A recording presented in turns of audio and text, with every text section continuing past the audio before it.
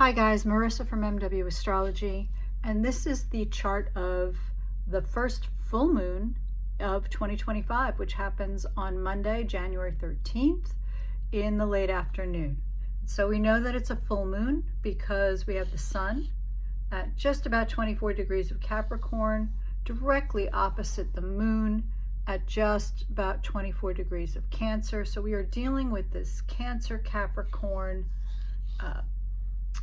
axis, and that brings the focus to public persona, public image, what we do out there. Capricorn is the top of the chart. It's high noon in the natural chart. It may not be in your birth chart, but it carries the energy of being seen, of being out there in the world, creating and doing tasks, doing the jobs, being in your destiny. That's kind of what Capricorn is. It's not just about career and profession and how you earn your living. It's that public expression of your inner self, right? So Capricorn is what we're doing out there to be seen.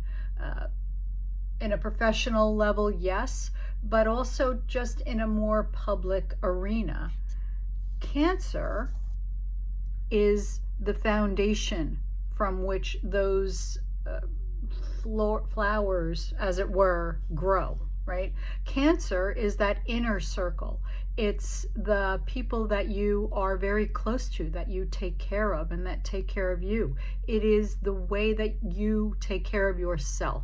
Foundational self-care. It's your roots. It's what allows you to show up and be seen in your fullness as your best self. Capricorn is truly about your best self.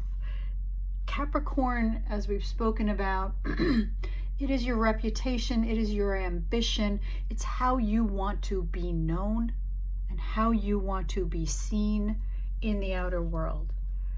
Cancer is how you replete yourself, how you nourish yourself, and how you relax and offload from the time spent out there in the world. And as full moons are oppositions, two sides of the same polarity, and so full moons and all oppositions require balancing of complementary energies. So one thing to think about is, are you investing a little more in one than the other, right? Are you working really hard? That's kind of the standard, stereotypical Capricorn picture. But are you very focused on what you are trying to achieve without building or investing in the foundation that's going to allow you to do so without compromising yourself? You know, Cancer full moons always happen around the holidays or just after the holidays. Have you been indulging? Have you been over socializing? Have you perhaps put your workout routine on hold, or been having, those delicious foods that we tend to enjoy during the holidays? And is it a little bit challenging to stop enjoying them so much? The way that we do this is not to criticize ourselves or, make a lot of resolutions that require a lot of willpower.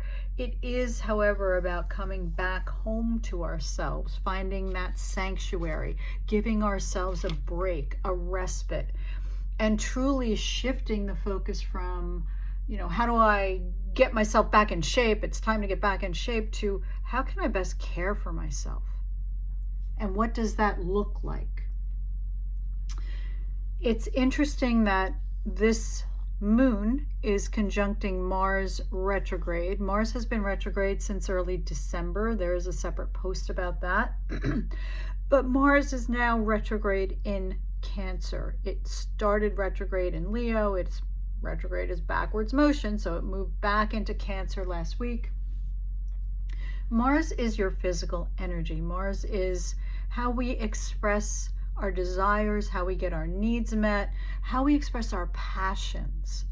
And when it goes retrograde approximately every 2 years, it's time to reevaluate how we go about expressing passion, expressing anger. What are our actions? How are we getting our needs met? Mars is going to be in Cancer for a really long time. It was in Cancer before it went retrograde. Now it's back in Cancer. It's not going to leave Cancer until like April, right? So that is a lot of time to explore and to come to some conclusions about how we are taking care of ourselves physically as well as spiritually, because Cancer is one of those emotional signs. It's a water sign, right? It's cardinal water. So how are you taking care of your body as well as your soul? What we've got here is this opposition that Mars has to be included in. And so what actions are you taking to make sure that you are able to bring your best out into the world? Are you holding on to anger? Because Mars is also how you express your anger. The moon is how you defend yourself, but Mars is how you express your anger. And so what are the stories that you're telling yourself? And are they true? Or more importantly, are they relevant for who you are now? Who is this best self? Because we create and recreate ourselves over and over and over again. That's how it's supposed to be. But who is this best self, right? Who is the one that you want to be seen as, want to be acknowledged as, want to be respected as? Capricorn energy and Sun in Capricorn is, I need to be respected as competent and capable and confident. So what are you doing to generate that within yourself, to embody that best self repeatedly over and over again, so that you do become that version of yourself? And then there'll be another version, a little bit better, that you will move towards, right? Because it is a never-ending cycle. It's not transactional. If I do this and take care of myself, then I'll reach this pinnacle and everything will be fine. We're not wired that way. We reach this pinnacle and then there's another pinnacle. And so it's all about care for yourself, making sure that your foundation is strong and that you're building on the strongest structure that you can, so that you can continue to expand and grow and rise. Also part of this full moon, we have Saturn and Venus. Here's Venus, looks like a little hand mirror. Venus is how we relate. Saturn and Venus are conjunct in Pisces. So Venus is how we relate to our important others. It's what we value. Saturn, which is Capricorn's ruler, Saturn is that planet of structure, of accountability, of seriousness, maturity, reality check. Even though this is happening in soft, gentle Pisces, what this is saying is it's time for a reality check in your relationships. When these planets are conjunct, there is a blending of the energies. So have you been perhaps looking at relationships through rose-colored glasses? Or have you been assuming more of a martyr aspect, because that's a lower expression of Pisces? Have you been working really hard to make things align in your relationships with your romantic vision, with your idealized version? And at what point, if you're doing that, are you compromising yourself? Are you victimizing yourself or allowing yourself to be victimized? What are the power dynamics of your relationships? Are you the one that always acquiesces, or do you expect the other to always acquiesce? Yeah. And so this is some of the themes that are coming up here. Saturn is in Pisces is saying, yes, we can be compassionate. Yes, we can have our dreams, but they need structure. And you can't be here to try to save everybody. You can't be giving everybody the benefit of the doubt if they're not willing to do their own work. That's where we need to set a boundary, set a limit, right? And that's what this energy is bringing into. Are your relationships nurturing you, or are they depleting you? And what needs to be done to advocate for yourself, get your needs met? You don't have to do it in a scorch the earth way, but you do need to do it if you want to move forward.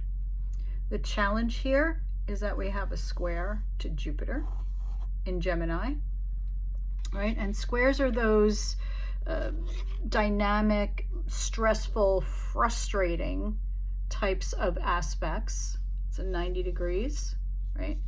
So Jupiter in Gemini is saying, hey, I want to grow my community. I want to socialize with different types of people. I want to be able to, experience new things and have conversations and just connect with others and have a little bit of lighthearted fun, but move beyond where I have been. And this Saturn Venus energy is saying, okay, you can do that, but as far as your personal relationships go, how are you managing them? Who is the person that you are bringing out into the world? And your larger relationships are going to be a reflection of your more intimate relationships, because this is how you relate. So, are you disempowering yourself? What is it that you are trying to achieve here? And are you able to come fully into new communities, into new relationships, to explore things curiously rather than judgmentally? This Saturn-Jupiter square is something that we've had for a bit. We had it, the first one in August, and it was again in Pisces and Gemini. So think about mid-August and any themes that came up about how you relate to others, how you view others, how you maybe want to form new bonds, form new friendships versus idealize others and align with your dream. We didn't have Venus then. Now we have Venus bringing in your values. So are you showing how your worthiness, how you value yourself, right? Are you curious about other people and open to exploring with them, or are you judging them? Right? So that's one of the types of energies. And what are the stories that you're telling yourself? And do you need to kind of reevaluate them? That's also the energy of this full moon. Things are coming up for you to evaluate. Things are coming into the light. Mercury is forming a very nice, easy aspect to Venus and Saturn here too. So it's going to be a little bit easier to articulate your standards and your values. So do that. Articulate them, even if it's only to yourself. Explore them. Because when you hear yourself in your own voice, there is a different energy than when you're just thinking about it all. We're dealing with emotions here because we've got water signs, and we're dealing with physical because we've got earth signs. So the body is the messenger. Pay attention to what you are being offered and bring